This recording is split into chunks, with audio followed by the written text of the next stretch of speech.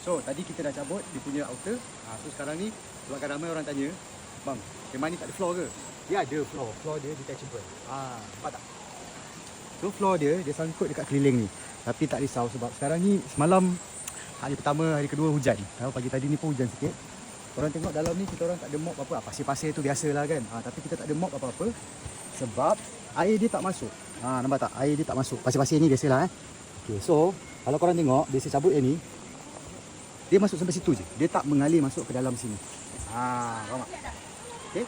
So, siapa yang tanya air masuk ke floor ada ke tak ada? Floor ada. So, jangan risau. So, terima kasih sekali. Thank you. Terima kasih. Okay. Jom, kemas dulu. Okay, kalau korang tengok kat sini, sebab kita pakai ground mesh. So, bawah dia tu kering je. Yang ni sebab semalam air ada bertakung kat depan. Jadi air depan situ. So, tempat lain korang tengok. Dia tak ada basah pun. Nampak tak? Okay. Tips, kalau korang ada blower, ini daripada kilat, lagi memudahkan kerja. Orang blow je. Kejap.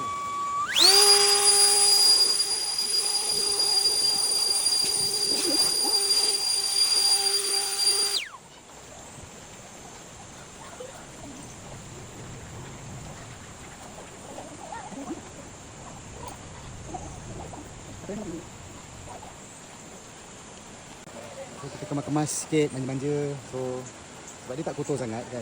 Kita jaga rapi lah. So, bila kita lipat, kita simpan, semua pun elok. Tapi kalau korang tengok bawah dia, tak berapa kotor sangat walaupun semalam hujan lebat lah. Mungkin sebab campsite ni dia pakai tanah, bukan tanah merah. So, dia tak berapa nak kotor sangat.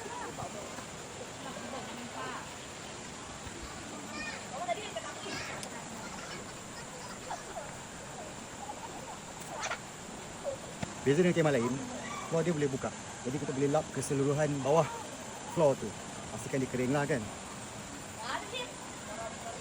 Kalau dia kotor sekalipun, kita boleh lap.